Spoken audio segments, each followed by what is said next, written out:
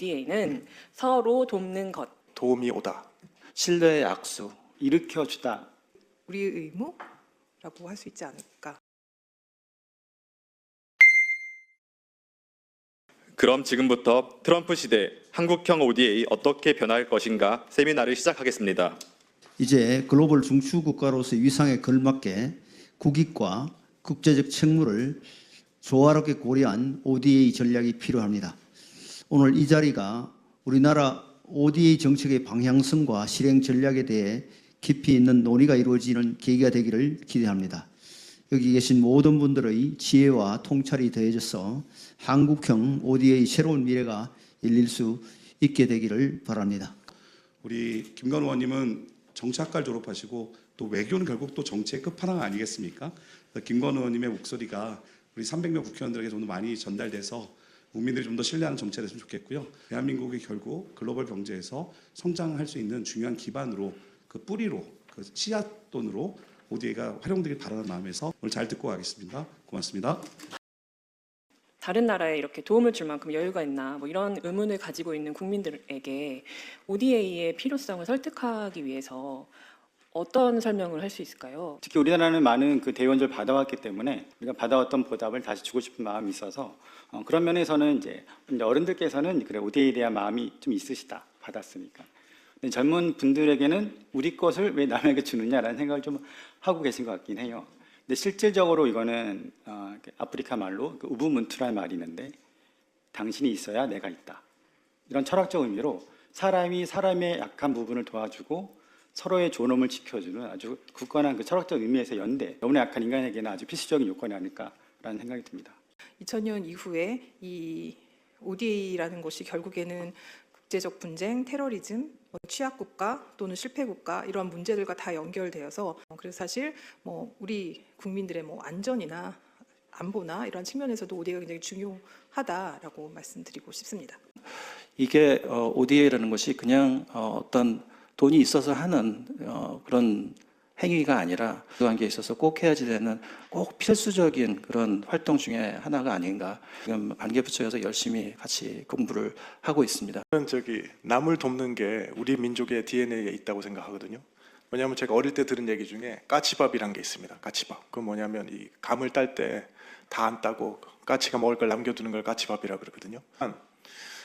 그렇게 도와주려고 한 정성이 이게 제대로 쓰여지고 있는지에 대해서 내가 그래도 어렵사리 우리가 이제 세금으로 모아서 이거를 낸 돈이 정말로 아프리카에 있는 소녀의 삶을 바꾸고 있느냐 이런 걸 잘 보여주기만 하면 국민들이 다 설득이 될 것 같아요. 트럼프 정부가 해외 원조 예산, 인력 이런 걸 전부 다 줄여나가고 있다. 이게 우리 정책에 어떤 영향을 미칠 것인가? 이걸 위기로 볼 것인가, 기회로 볼 것인가에 대한 의견은 트럼프 행정부가 제일 잘못하는 게 그거라고 저는 생각하거든요. USAID 프로그램을 없애고 줄이고 하는 것. 같이 살아가는 거기 때문에 그게 끊어지면 많은 사람들이 고생하고 그게 결국은 다 미국으로 미칠 텐데 왜 그럴까 이런 생각이 하나 들고요. 두 번째는 그러니까 그 기회라고 얘기하면 그렇겠지만 그렇기 때문에 우리가 하는 ODA에 대한 국제사회의 관심 이런 게 많이 이제 커지고 있는 거니까 어떻게 생각하면 우리의 ODA를 지금 훨씬 더 강화시키고 시킬 수 있는 계기가 되지 않을까 이런 생각이 들어요.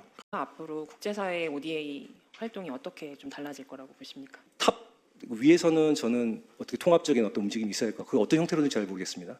논의가 필요할 것 같고요.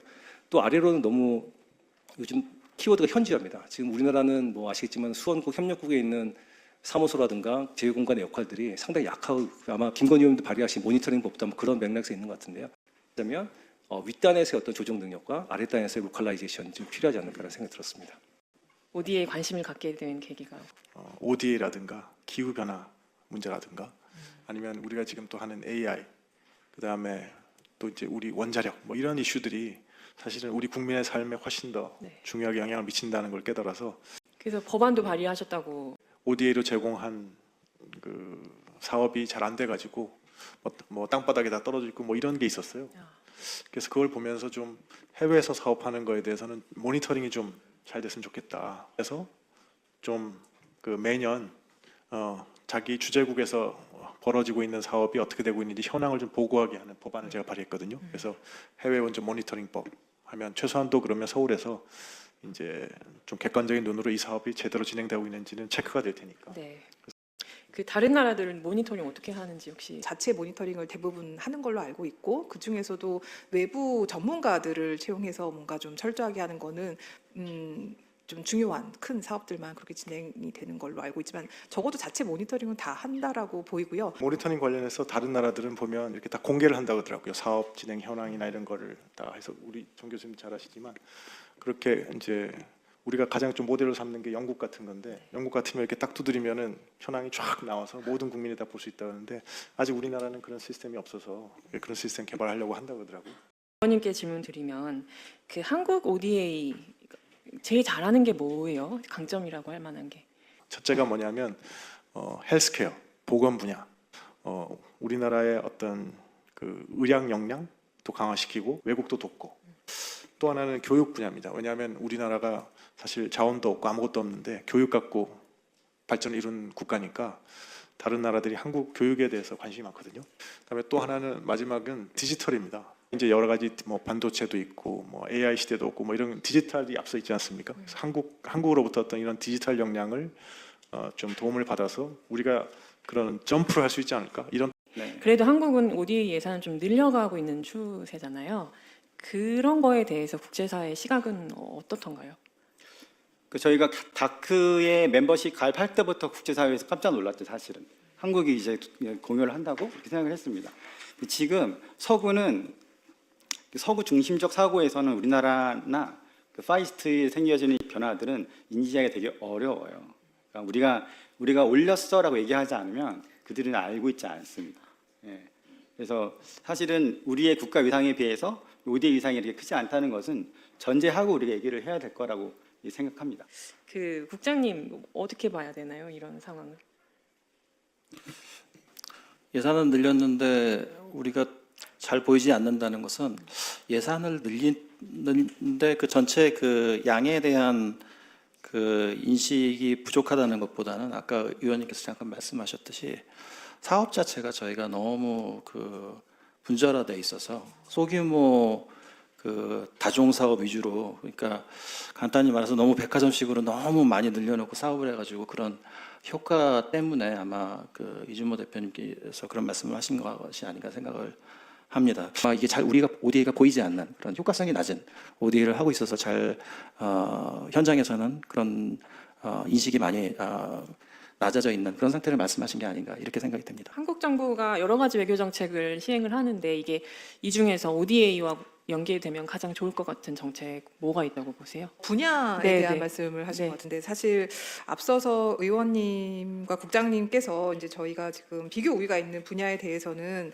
이미 뭐 교육이나 보건 이런 말씀을 해주신 것 같아요. 한 가지 제가 나름 뭐 이 분야를 하면서 생각했던 거는 뭔가 정권이 바뀔 때마다 한국이 ODA에 중점을 해야 되는 분야도 좀 바뀌는 경향이 있더라고요. 그 현장에서 진짜 한국이 잘 하고 있는 그러한 사업에 대한 발굴과 뭐 조사와 그것 아까 모니터링 말씀하셨지만 평가가 굉장히 중요할 것 같아요. 그래서 정말 효과적인 사업이 뭔지를 좀 밝히고 그거를 분야를 키워가는 그러한 상향식도 좀 혼합이 되면 어떨까라는 생각을 해봤고요. 언급된 여러 가지 분야 중에서 현 시점에서 가장 우리가 그럼 우리의 브랜드로 내세워볼 만한 분야가 어떤 거라고 볼 수 있을까요?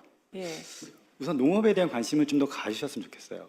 이 농업 자체. 그래서 농업 교육, 뭐 농업 행정, 농업 시스템 이렇게 연계되어서 상당히 많은 가질 수가 있고 또 재미있는 사례들이 이제 우선은 아프리카나 아시아 자체가 60, 70% 이상의 농업 또는 이제 어업을 하고 있기 때문에 저희가 노하우가 되게 많이 있습니다. 그런 면에서는 우리가 제공할 것들이 많이 있고 거기에 우리가 잘하고 있는 디지털이라든가 또는 헬스라든가 또는 교육이라든가 뭐 직업교육 이런 거를 믹스하고 또 우리가 경험했던 여러 가지 자조적인 노력들이라든가 이런 행정적인 거나 그런 시스템을 제공한다고 한다면 우리나라의 포지션이 된다고 한다면 상당히 스토리와 잘 맞는 그런 브랜딩이 될 거라고 개인적인 의견으로 말씀드립니다.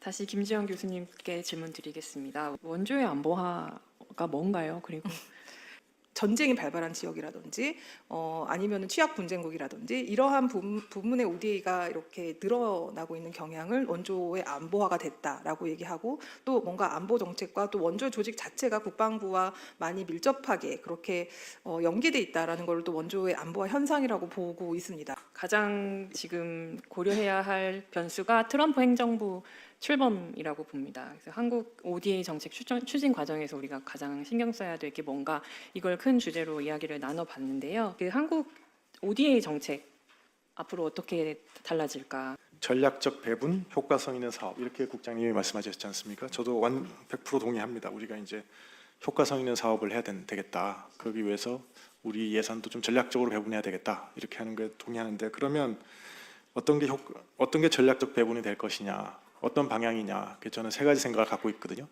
첫 번째는 규모를 좀 사업의 규모를 좀 크게 해야 되겠다.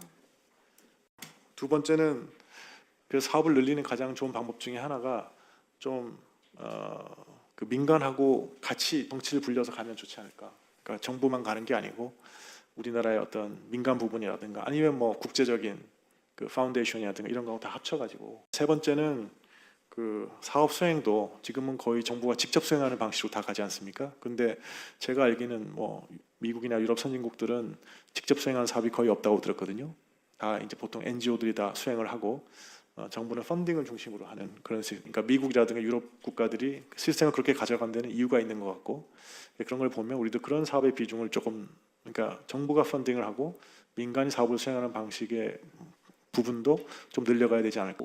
제휴공간 현지에서 활동하시는 분들의 영향이 상당히 크더라고요. 그러니까 단순하게 사업을 임플리멘테이션, 수행하는 게 아니라 사업을 발굴하고 기획하고 실제 파트너십도 형성하고 그런 역할들이 너무나 강해서, 또 본부 역할보다는 지역사무소 역할이 훨씬 커서 그게 요즘 키워드라고 해서 로컬라이제이션이 좀 필요한 것 같다는 생각이 들었고요. 아까도 말씀하신 우리나라는 아직까지 경험도 부족하고 역량도 부족합니다. 근데 그걸 언제까지 안 할 수 없으니까 좀 시범적으로 아마 수은에서 하고 있는 걸로 알고 있지만 DFI의 기능을 좀 강화하면서 실제 우리나라에 있는 상업적인 그런 은행들이라든가 기관들이 이 공유 파트너과의 어떤 민간 부분에 대한 리스크 관리라든가 이런 역량들을 좀 배워야 되거든요. 이런 것도 사실은 저는 유럽에 있는 파트너들과도 같이 하는 게 어떨까 싶습니다. 이렇게 그 모아진 방향이 실질적으로 이행이 될 수 있도록 그 4차 기본계획 내 그 이행틀을 잘 갖추는 게 정말 중요하지 않나, 그런 생각이 듭니다. 그 전체적인 그런 우리 국익을 위해서 할 수 있는 방향으로 목소리를 모을 수 있는 그런 계기가 되는 것을 정말 당부드리고 싶습니다. ODA는 뭐 사실은 위기지만 기회로 리더들이 정말 활용할 수 있다고 한다면, 우선은 저평가되어 있는 우리의 그 ODA 역량을 좀 위상을 좀 알리는 노력을 좀 했으면 좋겠다는 생각이 먼저 듭니다. 남들이 다 ODA 예산 줄여갈 때 얼마 전에 그 알랜드 총리가 우리 ODA 예산 그대로 하겠다라는 말이 얼마나 큰 힘이 되는지 몰라요. 우리도 똑같이 예산을 게다가 증액했는데 그런 것들을 이렇게 선언하지 않고 얘기하지 않는 것은 너무 겸손한 거라고 생각합니다. 이럴 때 우리도 ODA를 더 높이겠다라고 하고 하는 그런 디클레어 자체가 우리들의 위상을 찾아간다라는 생각이 좀 들고, 우리 역량이나 기질이 그런 데 잘 되어 있다고 한다면, 조금만 더 큰 흐름을 탄다면 우리나라에 큰 도움이 될 수 있는, 또 나아가서는 그것이 이제 글로벌 전체에 도움을 줄 수 있는 그런 ODA가 될 수 있지 않을까라는 생각이 듭니다. 트럼프 2.0 시기가 기회인가 위기인가는 우리가 이걸 기회로 만들어야 되겠다라는 생각을 좀 하면서 정책을 생각해 보면 어떨까. 기회로 만들 수 있지 않을까. 왜냐하면 저도 비슷하게 한국형 ODA라는 말을 한 10몇 년째 지금 계속 듣고 있거든요. 그래서 그게 뭔지를 생각한 지도 되게 오래된 것 같은데, 사실 이게 뭐다라고 아직도 참 답하기가 어려운 문제인 것 같습니다. 그러면 없는 게 아닐까라는 생각을 하면서 한국형 ODA라는 거를 막 없는 걸 자꾸 만들려고 생각하지 말고 우리가 생각하는 ODA를 글로벌화하면 어떨까. 그냥 한국형이 아니라 글로벌형 ODA로 한국의 목소리를 보다 적극적인 글로벌 레짐으로 반영시키려는 거를 이제 우리도 할 만한 어떤 자세와 준비와 역량이 되지 않았을까라는 생각을 해봅니다. 오늘을 시작으로 이제 시리즈 이어가신다고 들었는데요. 앞으로 나누게 되는 이야기들이 ODA 정책의 결실을 맺는데 좋은 의미로 활용이 되었으면 좋겠습니다. 자리 지켜주신 청중분들 감사드리고 김건 의원님께 다시 한번 감사드립니다. 감사합니다.